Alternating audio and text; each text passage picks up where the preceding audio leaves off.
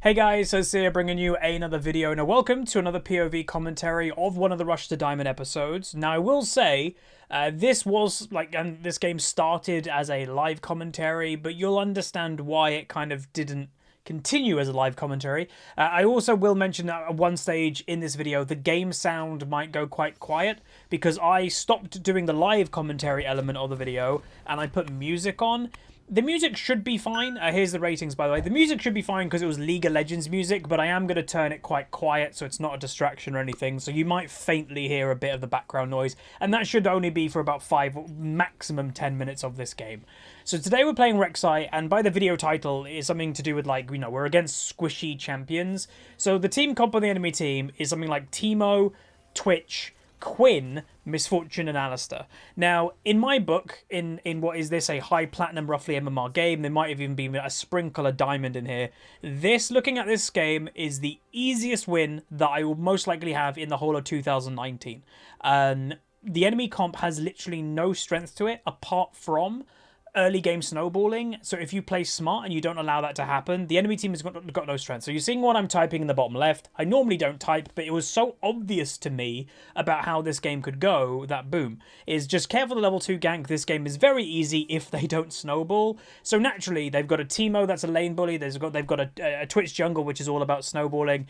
Quinn mid, I don't really know what that's about, but the synergy of the comp that they have is non-existent.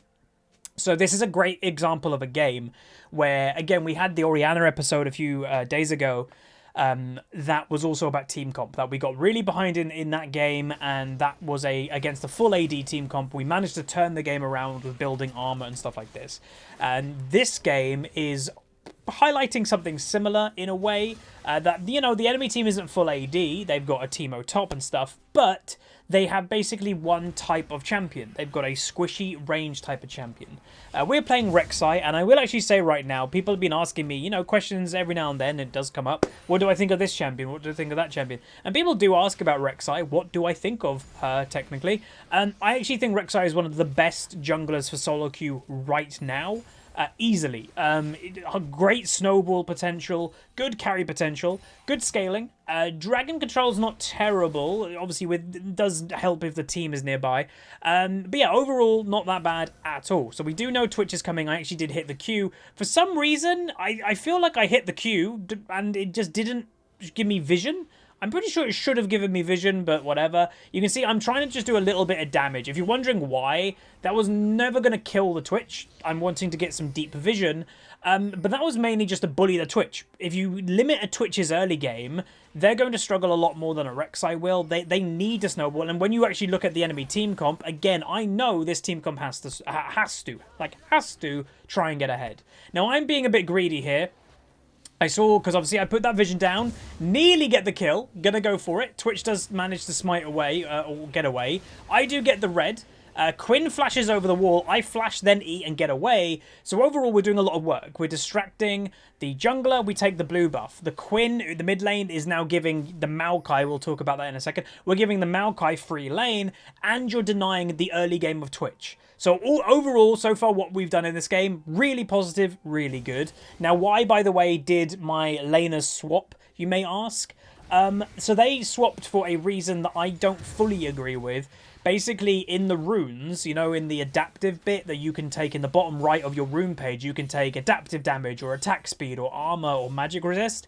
Basically, the Kassadin took magic resist and the Maokai took armor.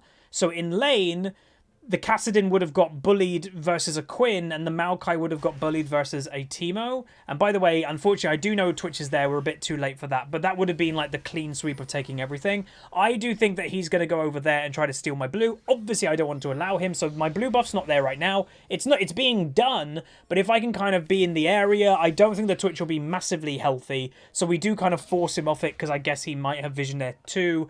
And he does stop it. I'm getting vision. I'm not going to be greedy. There's no point me going to go do that, be at low health. Twitch stealths and kills me. Just go back. I doubt the Twitch is going to be doing it. So overall, so far, not a bad start. The Twitch hasn't snowballed, got a kill or anything so far, which is a big plus in my book. But yeah, to the lane swap.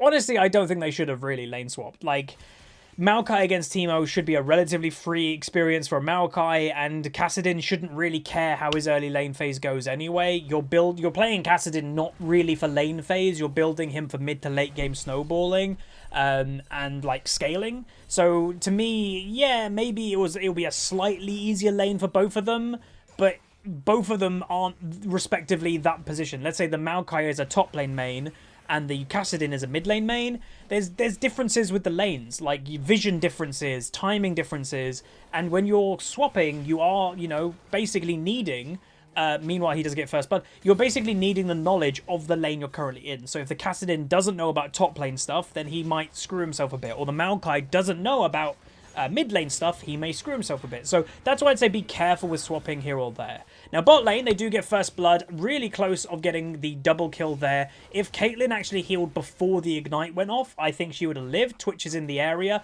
is going to pick himself up 1 kill, and Alistar will manage to stay alive. But yeah, basically if timing there was just not on Caitlyn's side. So I'm coming for a gank. Maokai's kind of low, but this shouldn't really matter. I'm going to E just so I'm not right near the minions. Quinn's going to Q. Does, I think, get hit, but Maokai does go down, but also the Quinn will die, and overall that is worth, because one, it's more gold for us, technically, and secondly, you know, you're denying them. Maokai doesn't really care about dying. He's a full tank kind of thing. For some reason, Misfortune's in mid, and you actually notice Twitch, the enemy jungle, is still in bot lane. He's, like, now farming in the enemy jungle, enemy bot lane, sorry, and also, the Misfortune has got triple Dorans. So you can see in the top left right now, she's got triple Dorans. Why does she have triple Dorans? So it might just be for a random reason, but again, if you want to go through the kind of logical, why would she do that kind of idea, it should be, and why I think, is because she knows the enemy team has, for them to have a chance of winning this game logically, they have to get ahead in the early game. Again, for the rating we're in, high platinum, low diamond, it's the only way that they can win is get ahead in the early game and snowball the victory until team comps matter. Because, you know, in mid to late game, think about it. They're all squishy, so you've got a Kassadin that can one-shot things. You've got a Rek'Sai that can one-shot things. Hell, even a Caitlyn with crit can one-shot things quite effectively. Those 3 champions as an entity can kill a lot what the enemy team has. But then, on top of that, you have a Maokai and also a Nautilus. Things are just not really going to die on our team in the mid to late game. So I land a Q, was looking for the kill. That honestly should have been mine. I understand the Maokai wants kills, maybe, but when you're thinking about the game as a whole, the carries of this game, arguably not even Caitlyn, is more Rek'Sai and Kassadin against the enemy team comp. We're suited better. Rek'Sai's got Tremor Sense against Twitch, one-shot potential with Halo Blades. Kassadin obviously is a monster in mid to late game. So really, I think that should have tried to go for me, but it wasn't, obviously. So I'm going to try and help the Maokai. Now, what he should be doing, by the way, is doing any damage he can. Where's the ult? Right now, by the way, he's got ult. He's nearly dead. He died to the poison without casting his ult to help me. If the Twitch was stuck in Maokai's ultimate now or something, I might have been able to get to the Twitch. He just didn't use it. So that's one small mistake that Maokai should have done. Maybe he was really focusing on like, oh, I'm alive, I'm gonna live, but he died to poison anyway. So just make sure you, as long as, you know, even if you think you're gonna die, you know, any really percentage, yeah, you might be able to escape. But at that point, the Maokai was out of auto-attack range, so he should have done anything to help me possible, and that one thing to help me possible was the ultimate, and he just didn't do it. So that is something in the future, and something that you guys can learn from, is when you know you're going to die in the game, do anything to help your team. Your ultimate, an ability extra, anything like that is a really big bonus, and if that potentially could have turned that fight a little bit. But so far, the game is 5-5. Kassadin, I think, was spam pinging, by the way. We might have got rid of it. Well, I think it's actually going to happen in a second. We might be getting rid of his pings and spamming and everything like that. Because, again, logically, I'm not going to be top lane. The meta isn't top lane right now. Secondly, he doesn't need to do anything top. This is where like the greediness of maybe a bit lower rating comes into play. Gonna go for the Quinn, nearly get her, which was close. If she didn't have flash, that was a dead Quinn. But yeah, I'd say the greediness of low rating or lower rating in high platinum, low diamond does show comparing to high diamond of the Rek'Sai, the Kassadin's getting impatient with the lane when they don't need to. Based on matchup, based on comp, why? Why risk a 2v2 in top lane? Like anything, the enemy team has early advantage with their comp. I'm not going to risk anything like that in the early game. Why would I? Anyway, if my gut feeling, you know, sometimes you have a hunch of where things are going to happen. My hunch right now is that Twitch is going to be bot lane and a counter gank obviously out like wrecks Twitch. Now, unfortunately, Caitlyn gets engaged at the completely wrong time for what we needed, because I was scared that, oh, she's getting engaged and Twitch is going to pop up any second. So I break my kind of sneakiness. That was a bit annoying. Dragon obviously is something that I definitely want. There's the Twitch. So we do know Twitch is here. My team do not react. They're still not reacting to knowing Twitch is here. So very weird play going on. Enemy team going to continue walking forward, even though they can see I'm here. Misfortune getting caught a little bit. She will nearly go down. I'm going to go for an ult play. Where's the heal? And she will die in the end. I'm just going to flash. Don't want to risk anything. Caitlyn ultimates just to make the Twitch go lower health, which is a good idea. Maokai makes his way down, which also means where's the enemy mid laner? Quinn must be in the area, you would think. There's the Quinn. We're thinking about it. I'm just going to back off, and then Maokai engages. Very weird decision. As soon as we saw Quinn, and the tower for some reason was hitting me, I'm not really sure why, but as soon as as soon as we saw Quinn, you could see me turn and be like, ah, nope. And then that's the moment that also Maokai then goes in. Was a bit weird. I don't know why that happened. Twitch now gets another kill. By the way, Kassadin did kill Teemo in top lane, so that's a good thing, but Maokai will most likely go down here. Dragon is up now. What you're about to see is something that I think me and the Twitch chat did have a little bit of a good laugh about. The Twitch is low. He obviously is very squishy, so engaging on him with a full health Nautilus would definitely hurt. And just watch the Nautilus. This is literally 30 seconds of this Nautilus not doing anything. It was the weirdest thing to me, and again, there's no explanation that I can give. The Twitch was doing Dragon by himself. We knew he was low, and he just walked around. No idea. Did go off, by the way, the Nautilus's stats. Again, he's still, by the way, not achieving anything. He could be under tower gaining XP right now. He had a 17% win rate in like 8 or something games of Nautilus with very bad stats. So sometimes, naturally, champions just aren't for you. And what it does is you just have to realize that. And there's nothing wrong with that. Everybody's got their natural things they're good or bad at. And I think this Nautilus just was on the bit of an iffy side with Nautilus. Like, maybe it wasn't even mechanically, it was just decision making. Like, it was just weird. He just needed to do more than he was doing. And he just ended up walking around a lot without doing much. Anyway, they will nearly get the kill on Quinn. Quinn actually like jumps in front and does take off the damage. Nautilus now going for a very weird dive. The enemy, my team is completely split. Nautilus is now under the tower and dead. Like, I've got an idea, and this I will say is the point that I'm starting to get a little bit triggered, a little bit tilted. So once again, by the way, I hit my Q in Burrow, and it doesn't give me vision. I swear that's supposed to be how it works, but it didn't, because that was a free kill. That was landing my Q, then ultimate, and Twitch was dead. So now I made a mistake. Full, you know, hands up and say I made a mistake as well. That's just me getting a little bit tilted by watching this Nautilus play. But yeah, again, I just didn't... I thought that's how it works, is you land Q, and then boom, you can go in and voila. I'm not even kidding. I apparently tried to do an FF vote there. You can tell I'm getting a bit tilted. I don't even remember that I did that. I played this game yesterday, and I don't remember I did that. That was a bit weird. But yeah, so the game at the moment is the enemy team is starting to snowball. And what is exactly I said we can't allow? We can't really allow that, and it is happening.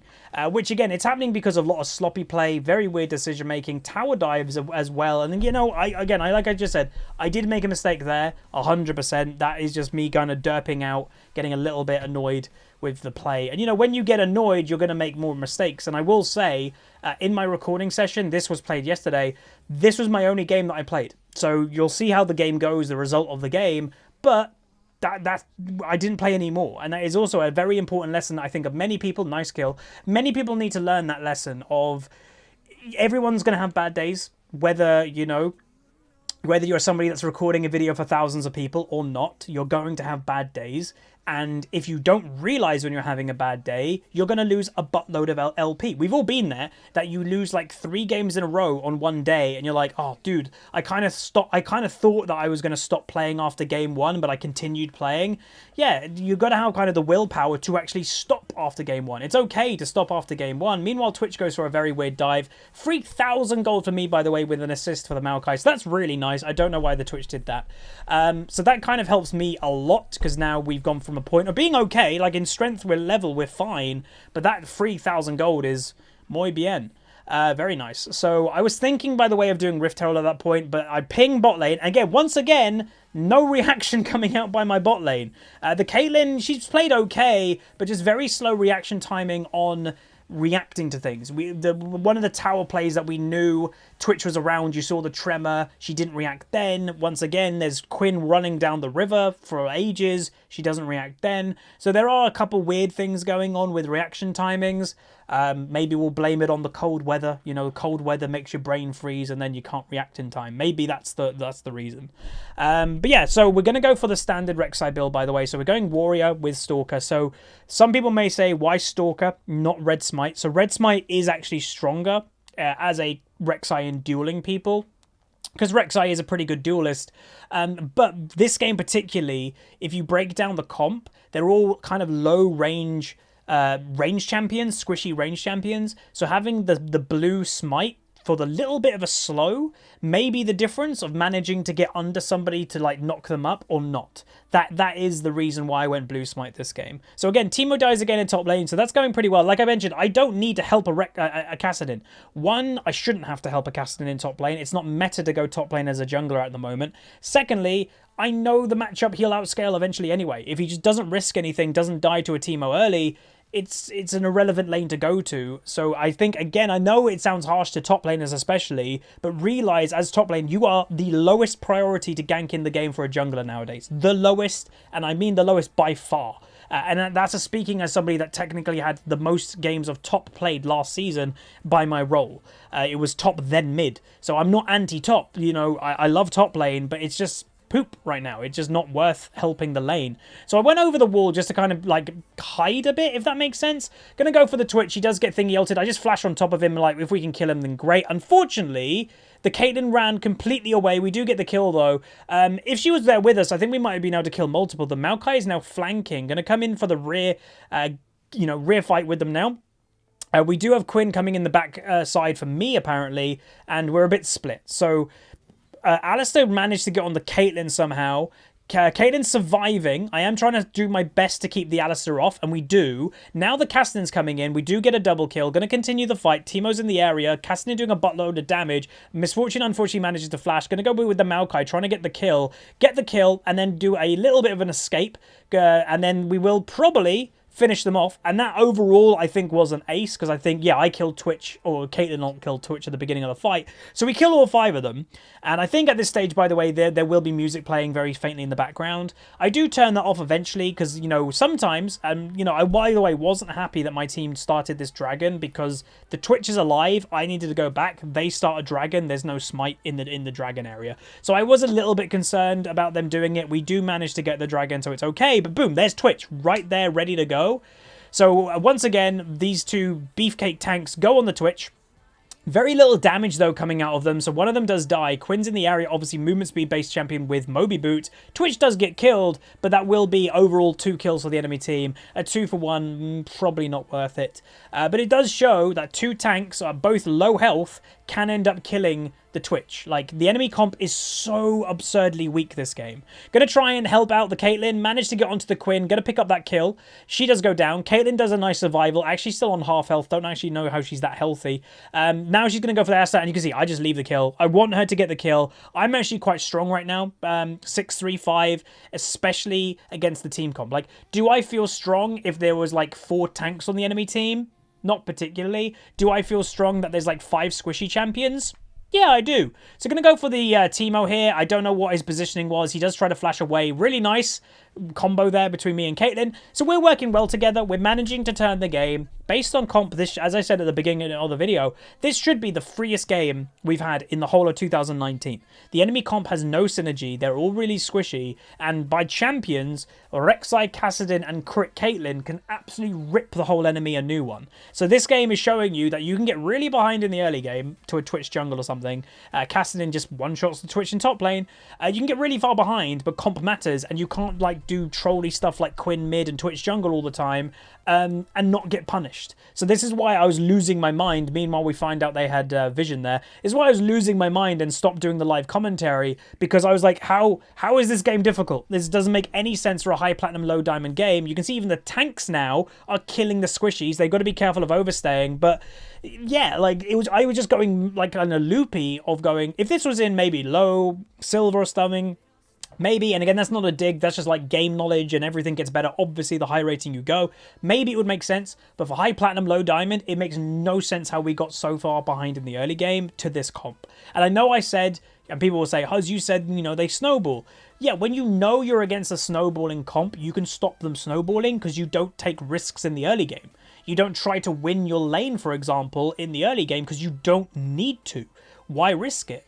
And that's what was happening. And the dives, and obviously, yes, my biggest mistake this game that I think I made was the tower dive, where I got a little bit triggered from the two Nautilus's plays, and then I did a dumb dive. So fully admit that. I'm not going to hide away from that. But yeah, like we have seen some weird play, but you're starting to see comp take over this game now, which is good. So item build wise, by the way, some people may question the Thorn Mail. It made the most sense to me. They're kind of mainly full AD. Going to go for the Twitch, by the way. He's going to try and get away. I'm going to go for the kill on him currently in a 1v3. Managed to survive for now with the getting ignited by the Teemo. And I'm going to stay in the area, by the way, because you can see here, whabam, Rek'Sai has a snipe. So that misfortune was actually alive if I didn't get that snipe, and she died because I stayed around. I knew no one was in the area. I think we had vision of Alistair. We had vision of the four of them in mid. So I was like, I can stay around and look for one Q, and it works. Plus, I can stay and farm. What is one thing, by the way, that we always see with the the Challenger jungle episodes as well? They hate basing. Challenger players, pro players hate basing, because if you base, that means you're not making any gold. So when you have your low health in jungle, you can get back a lot of health nowadays with the jungle item and all the sustain that it can give you. You can make a lot of health back. And Rek'Sai has obviously got a health regen thing, you know, in a kit. So I didn't have to go back right then. You can see I'm nearly full health. I'm about to be full health already. When we were quite low a few seconds ago. Enemy team is looking for maybe a couple of re-engage little picks. For some reason, Quinn does that. I don't know why. Gonna look for the misfortune. Gonna go for the kill. Do pick up the kill myself. And there's another 2 kills. So we kill them. They respawn, and we're still killing them without us dying. This just shows the difference of team comp. There's a dead Twitch. Kassadin doesn't even blink an eye. I'm going to go back because I'm like, I want to finish the item. I want to feel a bit stronger, because you may as well. And I can get there fairly quick. My team is continuing, but there we go. So the game, I don't think, lasts too much longer. But this, as again, is a game of an example that team comp matters, that be careful. Well, like, read the enemy team comp. The enemy team comp is like, you know, this game, Quinn mid, Twitch jungle, it makes no sense based on synergy, so you know you're eventually going to beat them. The only way you lose the game is if they get really fed and they can kind of get too much in the early game. They get all the dragons, they get all the towers, they get all that stuff in the early game because they got fed in and snowballed. If you don't allow that to happen, then your team comp will eventually just own the enemy team. It's inevitable. It is absolutely inevitable. So I am looking for the Twitch. I will kill a Twitch jungle anytime I possibly can. No if, buts, or maybes. You know, you guys know what I think of that pick and people that play that pick. He's dead. I ain't letting him live. So at this stage, by the way, you can clearly see on the map the Alistair is nowhere nearby. I'm going to guess the Alistair tilted or raged or whatever, that, you know, the Alistair didn't actually seem to be playing that bad, and he's with this, you know, I'm not excusing, by the way, his behavior. You shouldn't just give up and be in a side lane like this, but I kind of think that he's kind of raged out because of his comp. It's over. We can't beat the enemy team when they're grouping, and they will just kind of let the game end. So you can see right now, by the way, the Quinn on the minimap, she is making her way straight here. I'm not going to risk it. Why would I continue the dragon? Why would I, you know, potentially get killed for it when I can just wait? Again, that's the whole point of this episode, is showing you don't need to risk stuff against a team comp that makes no sense. Just be patient, wait out, wait for your team. There's no point to risk it. The enemy team can't do this dragon right now. I can see Twitch on the mini-map. Maybe he'll make his way here. I should, by the way, have XP advantage on Twitch right now, so my smite would be better. I have 1 level on me, so my smite is better than Twitch's. So yeah, don't risk. Very important lessons. And I will say also mental attitude. Yes, I did partially tilt this game, but I always kept trying to win. Yes, I stopped doing the live commentary, but obviously doing a live commentary isn't part of being a normal League of Legends player. Me stopping doing a live commentary a lot of the time can enable me to play better and then win the game. That I focus a lot more when I don't have to do a commentary, obviously. You know, I've said it to you guys before, but wherever you are in rank right now, think of that rank and then think that every game that you play, you have to then talk and 24/7 all the time, and half of your attention span, half of what you're thinking about is talking to an audience. It's not the easiest thing to do in the world, so that's why sometimes I will just stop the commentary, and if that means I'm stopping the commentary to try and get a win, I think that's more important. You know, I don't think anybody's going to blame me for that because winning's what people want to do in League, right? Enemy team getting engaged on, you can clearly see, yeah, the Alistair is definitely not paying attention. He is trying to survive, though, but not using his ability. He's just running away. So this Alistair mentally is definitely just, he's just done. Didn't even help, didn't even go for anything. He would have definitely killed the Kassadin if he had did any spells or any damage at all. Teemo obviously has fallen off by this point. Some people may question, you know, doesn't Teemo scale really well? He scales fine if you actually walk into all his mushroom fields. If you don't, and if Teemo gets behind, doesn't have enough time to, you know, deploy all those mushrooms, he's not that strong. The blind's good, you know, if you're hitting the blind on the right person, but if you're hitting a blind on a person in mid to late game as Teemo, that means you're close to somebody as Teemo in mid to late game. Teemo doesn't really want to be close to people mid to late game usually. But that's going to be the game. Overall, a pretty stressful game. But the early game went pretty poop. You know, we did some good things as Rek'Sai. We denied the early game blue from the Twitch. We survived. We got the Quinn flash. So we did some good things. We got some nice kills. We got a nice snipe with the Q. We killed the Twitch a bunch. But yeah, frustrating that we got behind that early. And, you know, that's just playing safer. That's playing smarter against a comp that you know you're eventually going to beat anyway. And that's just kind of the general rule of it. And yeah, we finished the game pretty fed. So I give it to the Caitlyn because she did solid. We went 11-3-7, so ended up fed. There's another win in the promo, by the way. 118 farm and damage done doing mediocre damage. Not the highest damage, by the way, and you know the reason why? The enemy team is squishy. So when I'm doing a one-shot combo on a Twitch, let's say he's got 1600 health, that means I'm only doing 1600 damage per time I get a kill.